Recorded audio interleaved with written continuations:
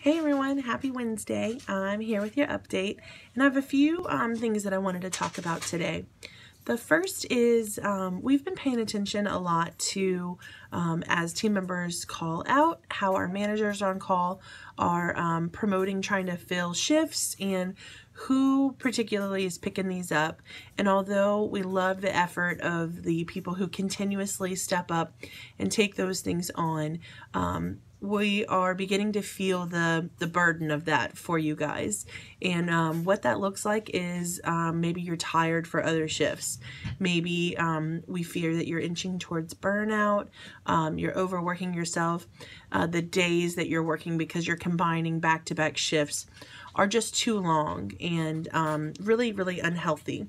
So to continue to try and promote healthy habits, but still practically staff our practice, I'd like to impose a cap on hours worked per day and per week. So this is what it would look like. I'm going to put a cap on hours worked per week. Now remember, that's the Thursday to Wednesday week. And that cap is going to be at 50 total hours. We usually schedule team members for no more than about 38 to 40 hours, typically more towards 38. So that does give you room to pick up extra shifts and still help, but reasonably to not overdo it and to hopefully you not make a habit out of regularly doing that. So a cap at 50 hours per week, and then also a cap at 12 hours per day. And that would be 12 working hours, so your breaks deducted from that. So again, there's still room to help, and we love you to help. Sometimes we need that when we have people who are sick or we have immediate needs that come up. But you have to remember to take care of yourself. It's really important, especially when you're a caregiver role, because there is such thing as compassion fatigue, that you will just literally wear yourself out from giving too much. So be really careful, be responsible, look out for yourself and your health, and we are going to help you with that.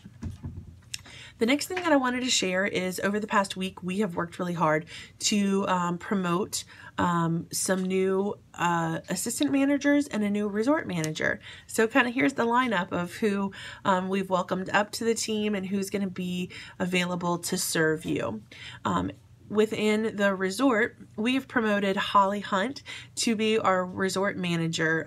She will manage the entire resort department, overseeing doggy daycare, training, boarding, and grooming. And her support managers will remain Rachel Aloya for grooming. And then we've promoted Eileen to be a support manager as well. She'll likely oversee daycare and the resort schedule and have some people that she cares for and checks in with. Within the hospital, we've promoted 2 assistant managers, which are going to be Fallon Preja and Mel Bello. So congratulations to all of those people. Fallon and Mel will be support assistant managers as well. So they'll have people that they care for and check in with, and they may have a few special functions as well. Thank you to everybody who applied. I've tried to meet with you all individually to let you know how things will go from here. We are a company that believes in promoting from within, and when we say we have room for growth, we mean it. And so I have worked with everybody who's applied to kind of make a next action plan for them to help them to continue to move up since they've expressed interest. With that said, if you have interest and you haven't connected with me yet, I'd love to meet with you. I really believe in the opportunity of growth from within again, and with everybody just really reaching their potential. So if I can help in any way, or maybe just even be aware to start, I'd love to connect with you very soon. The next thing that I wanted to add to our update is that Danielle this week has created a new glossary for toxin ingestion, and that's to be used in the appointment notes and in the subjective area to get the right information from the owners. It's in there, it's ready to use, very easy. So make sure that you make a point to look over that before you actually have to use it, so you're familiar and can glide right through that.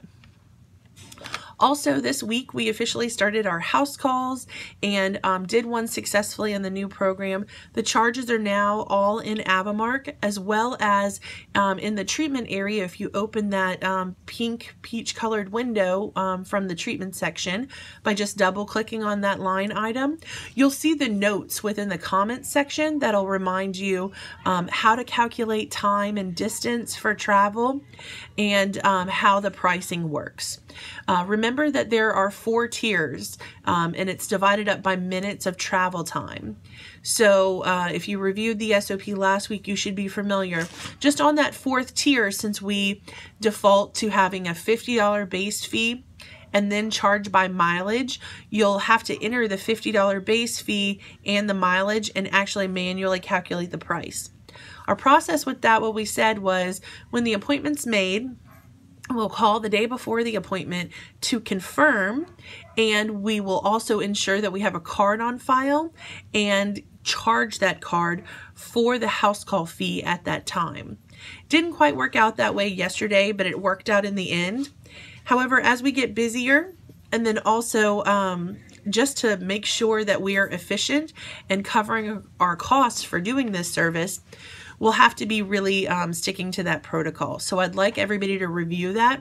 I'm going to make sure that it's attached again today on this update so that you have an opportunity to review it and know it like the back of your hand, just like you do our other charges and processes. That goes for all team members because everybody makes appointments. So you have to make sure that you have that down pat. We're looking forward to our pumpkin carving contest.